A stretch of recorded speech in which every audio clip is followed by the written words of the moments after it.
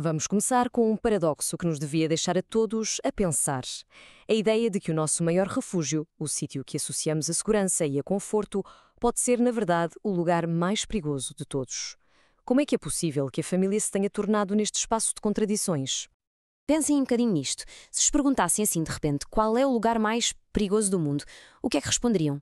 Uma zona de guerra? Uma selva remota?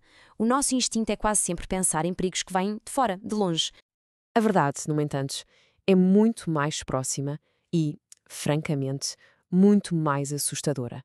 Para milhões de crianças, mulheres e idosos, a resposta é a sua própria casa. A violência doméstica consegue transformar o que devia ser um santuário num campo de batalha silencioso e privado. Ok, para percebermos como é que chegamos a este ponto, temos de deitar abaixo o mito da família perfeita. Aquela imagem idealizada que todos temos na cabeça, aquilo que achamos que a família devia ser, é muitas vezes o que nos impede de ver a realidade do que ela, por vezes, infelizmente, é. E o contraste é gritante. De um lado, temos o ideal cultural, a família como um porto de abrigo, um espaço de amor incondicional. Do outro lado, uma realidade bem sombria, onde o poder, o controlo e a violência podem crescer bem escondidinhos atrás de portas fechadas. E atenção, isto não é um problema novo, longe disso. A violência familiar tem uma história longa e muito, muito sombria, que foi legitimada por dogmas religiosos, políticos e por uma ideologia patriarcal.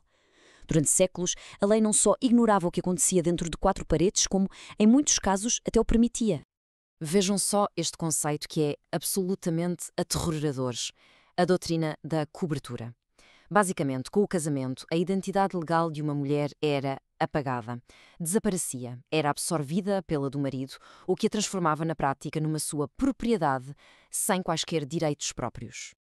E este poder era assustadoramente explícito. Uma lei inglesa de 1768 deu origem à famosa expressão inglesa Rule of Thumb, ou regra do polegar. Dava, literalmente, aos maridos o direito de disciplinar fisicamente as esposas com uma vara, desde que não fosse mais grossa que o polegar deles. Pensem nisto, a lei não proibia a violência, apenas a regulava. O reconhecimento disto tudo como um problema social foi um processo incrivelmente e dolorosamente lento. Demorou quase um século, desde o primeiro caso de abuso infantil que chocou a opinião pública em 1874, até a medicina finalmente lhe dar um nome clínico em 1962. E só nos anos 70 e 80 é que a violência contra mulheres e idosos começou a sair da sombra para a luz do debate público. Então, o que é que mudou? O ponto de viragem, curiosamente, foi a linguagem. Ao dar um nome ao sofrimento, ao enquadrá-lo como uma síndrome médica ou psicológica, foi possível arrancar o problema da esfera privada. De repente, o que era invisível tornou-se visível e o sistema legal foi forçado a olhar para aquilo que antes ignorava. Tudo começou com a síndrome da criança maltratada.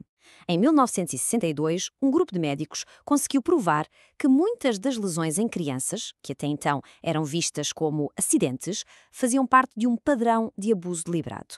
Foi uma revelação que obrigou a sociedade e a lei a agir. Depois, nos anos 70, o mesmo raciocínio foi aplicado à violência contra as mulheres. A síndrome da mulher maltratada e a teoria do desânimo aprendido foram fundamentais.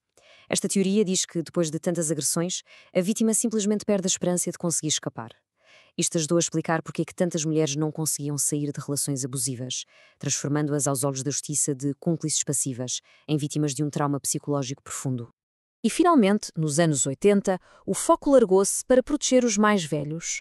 A síndrome do idoso maltratado veio expor uma realidade terrível: o abuso físico, financeiro e a negligência, muitas vezes cometidos por aqueles em quem as vítimas mais confiavam, a sua própria família. Bem, com este novo entendimento, a lei começou finalmente a responder. Vamos olhar para o caso português para ver como é que estas ideias se traduziram em mudanças concretas na vida real. A partir do final dos anos 90, Portugal deu passos gigantescos.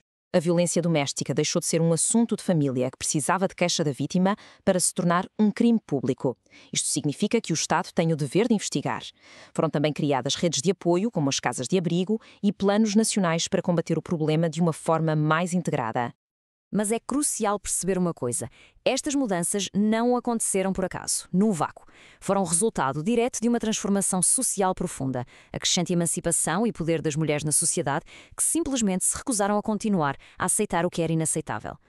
E os números contam esta história muito bem. Já em 2006, as mulheres eram a maioria no ensino superior em Portugal. A educação foi a chave, deu às mulheres as ferramentas e a confiança para exigirem igualdade e para desafiarem as estruturas de poder que existiam há séculos. No entanto, o progresso nunca é uma linha reta. Apesar de todos os avanços na educação, a desigualdade económica continuava lá. Em 2007, a disparidade salarial era uma realidade bem visível, um lembrete de que a luta pela igualdade se faz em muitas frentes ao mesmo tempo. E isto leva-nos à parte final e talvez a mais frustrante de toda esta análise.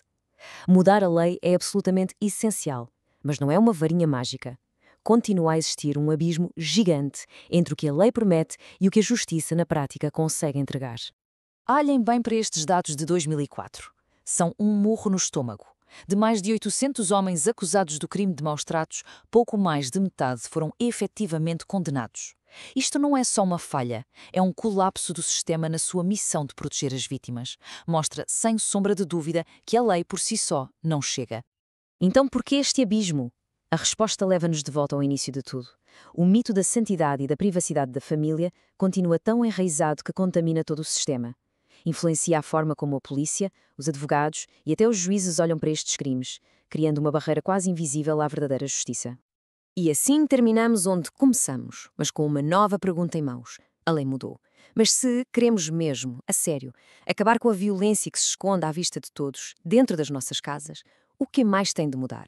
A resposta não está só nos tribunais.